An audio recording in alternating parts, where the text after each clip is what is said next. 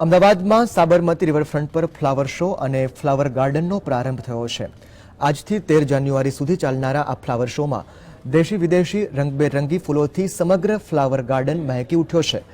3 જાન્યુઆરીથી 13 જાન્યુઆરી સુધી આયોજિત 5મા ફ્લાવર શો અને કાયમી ઊભા કરાયેલા ફ્લાવર ગાર્ડનનો શુભારંભ સીએમ શ્રી વિજય રૂપાણીના હસ્તે કરાયો છે।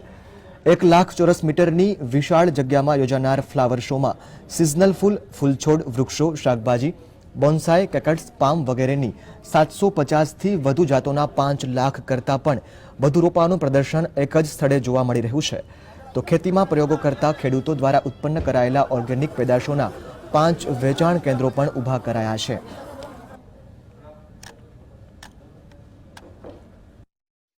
અમદાવાદની જે વિરાસતો છે અને જે સ્થાપત્ય છે એને પણ ફ્લાવર શો સાથે જોડીને એક અદ્ભુત સુંદર લોકોને જોવું ગમે, ફોટા પડાવવું ગમે એ પ્રકારના રિવરફ્રન્ટ ઉપર આ ફ્લાવર શોનું આજે ઉદ્ઘાટન થયું છે।